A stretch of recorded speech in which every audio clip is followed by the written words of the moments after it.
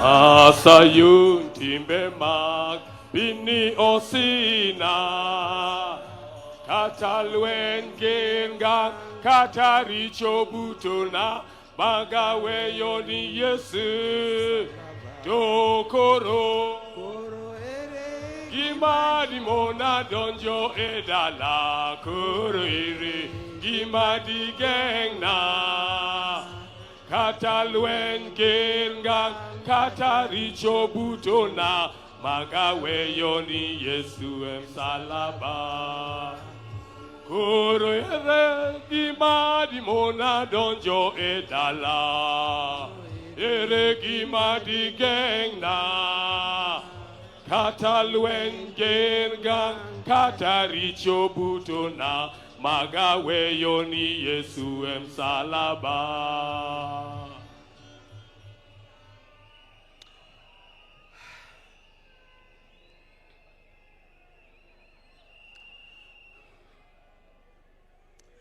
God is good. God is good all the time. I know you say that is his nature. And even at a time like this, let's not forget our God is there and our God is still good. He'll never leave us. He'll never forsake us. I want to begin by thanking the people of Kenya, the people of Africa, and the citizens of the world who have joined to help me bury my husband, the father of my 4 children, Right Honorable Raila Amolo Odinga. I never imagined that this would fall on me to lead the family and the world in burying Raila. I hoped it would be the other way around. With pain, without lamentation, I accept the will of God. I want to thank the President of the Republic of Kenya, His Excellency, Dr. William Samoei Ruto, and the government for going out to accord my husband, our father, Right Honorable Raila Odinga, such a dignified send-off. Indeed, in this part of the world, we've never seen something like this. We've never seen a dignified send-off like what we see here in Bondo. Mr. President, thank you very much for according Raila this kind of send-off.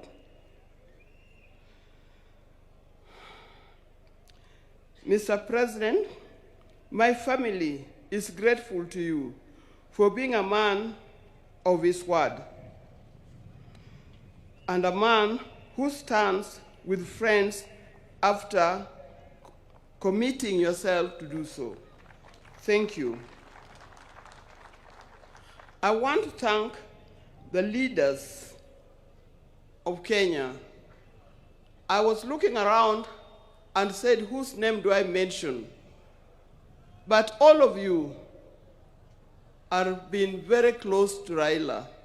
When I look back, I see people who are very close to Raila as friends and colleagues in the life of Kenya. I want to thank specifically former President Uhuru Kenyatta. He's a true friend. He stood by us.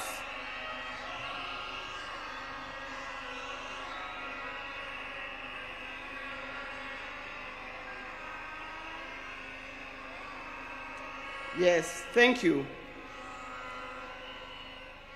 I want to thank once again of leaders from Kenya and across the world who have taken their time to mourn with us and to mourn with the family. And for this kind thought, you have spared your time to be here today. I know there are many, many leaders from other parts of Africa. His best friend, Papa Olusegun Obasanjo. Thank you very much for being here. Thank you very much. He comes from Nigeria, for those of you who remember. And if you remember, after Jaramogi's death, he was here and opened the museum. I would also want to thank Her Excellency, Mrs. Morgan Shangarai from Zimbabwe. Thank you very much for being with us. I know there are many others, and I'm going to write special letter to all others when the time comes, because I'm not able to mention them by word. Your words, your letters, your social media posts has gone a long way in lessening our pain and lifting our spirits. Thank you very much for that.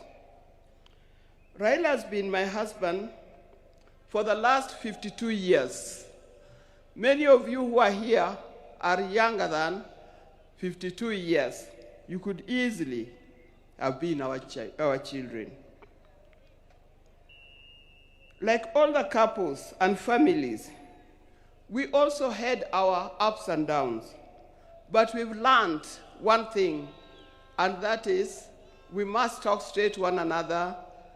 We must forgive and move on. Now, juggling the family life and public lives exert extreme pressure and demands on us from time to time. I know most of the time we used to say Raila is more of public life, political life, than he is for family life. But every time he came, he gave us what we deserved. I remember he attends to each one of us individually according to our needs. And that is not only his children and grandchildren, but also to his brothers and sisters. When Oburu was here, he didn't emphasize. But I think the next person, after loving me, the other person that he loves, leave alone his children, is Dr. Buru. Raila would not do anything without consulting with Dr. Buru.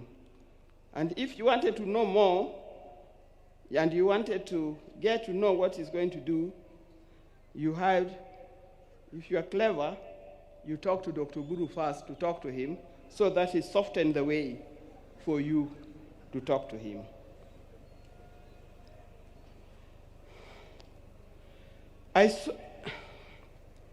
Through all this, what remained unchanged was our commitment to each other.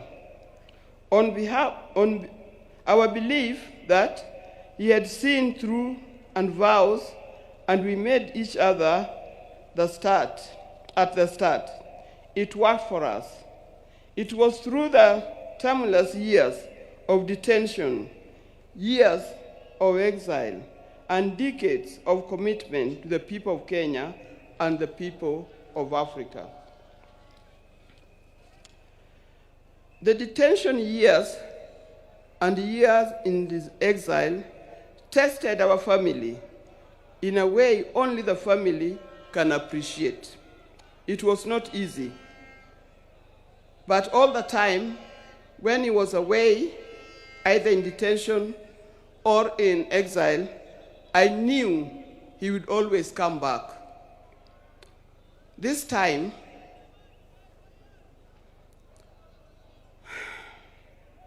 I'll have to join him wherever he has gone, because he'll never come back. But the spirit lives on. When I first met Raila, some 54 years ago, I didn't see his political side. I didn't see it coming either. He was not a politician in any form. I knew his father was, but him was different. And with my friends, then I was at the University of Nairobi, we were young, idealistic ladies who swore not to marry. We swore to marry calm, professional men, not those who give to the loudness of politics. I swore I had time, we had no time for the people who are doing political science, the lawyers, and so forth. We didn't know what was coming. In my group, and they know them, the group of the sisters were with at the University of Nairobi, people like Leo Duol, Gladys Okoth, Deborah Kiai, and so forth. You know you were very well. Out of my group, I was the first one to marry. I married an engineer, a man of calm demeanor and reflective character. They all congratulated me because of that. Little did I know I was marrying a political engineer who would proceed to make engineering of Kenya his lifelong project. I didn't know. From the turn of events, I came to understand firsthand that they mean, when I came to understand firsthand the meaning of still waters runs deep. He was a calm person, but as we lived, I realized he was a deep thinker of a different kind.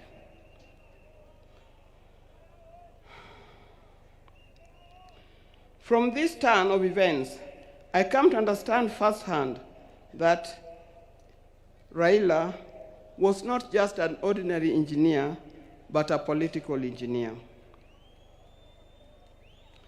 I evolved, adapted, and handled challenges that came my way, courtesy of being Raila Odinga's wife. And those challenges were many. I know if you are to ask the spouses of these politicians down here, they'll tell you the challenges are many and not easy to cope with. I learned that if you're a spouse or politician, inherit his friends, but don't inherit his enemies. Why do I say this? Because you'll be standing there, you'll be sitting there at home, thinking so-and-so is an enemy of my husband, because he belongs to a different political party, or he comes from a different area. I tell you, you will be wrong. Don't inherit in his enemies, because tomorrow you'll find that those people that you thought were his enemies are his best friends, and you'll be left out. Be careful when you are handling his friends. Inherit his friends, but his enemies, let him deal with them the way he made them.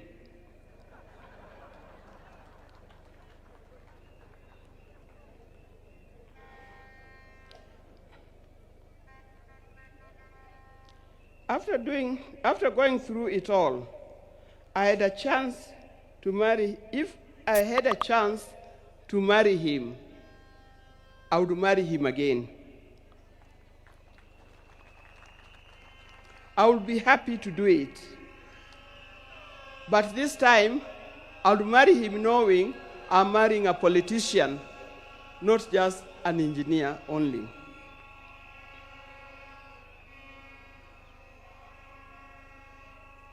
But Raila never really stopped being a production engineer.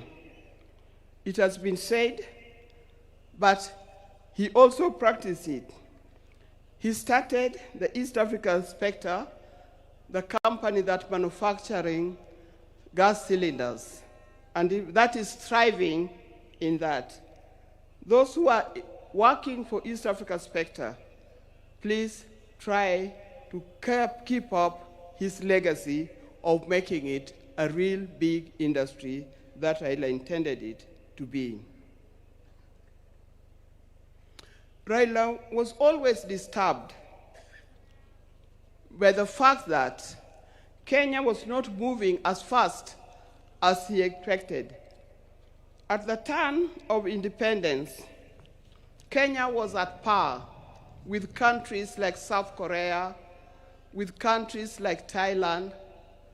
I think we're even ahead of many other large countries. But these countries have moved very fast. They've moved very fast to be first world countries.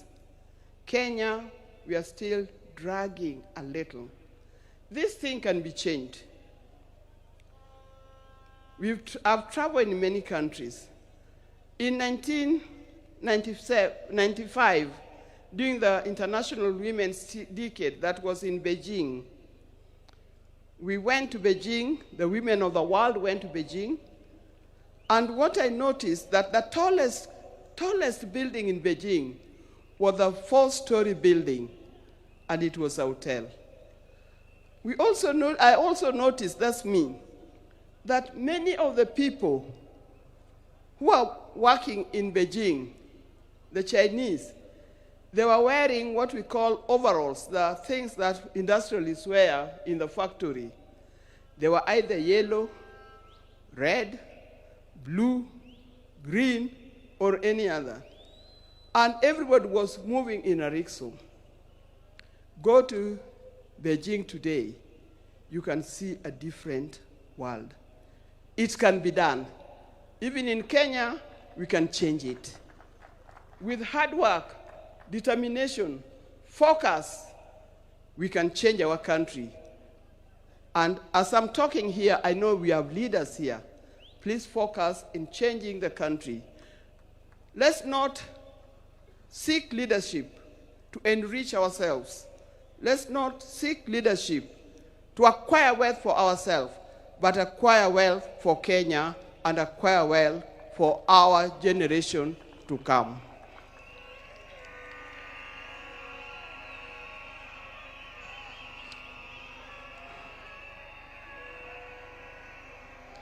In the name of Raila, I appeal that we focus on national wealth instead of personal wealth.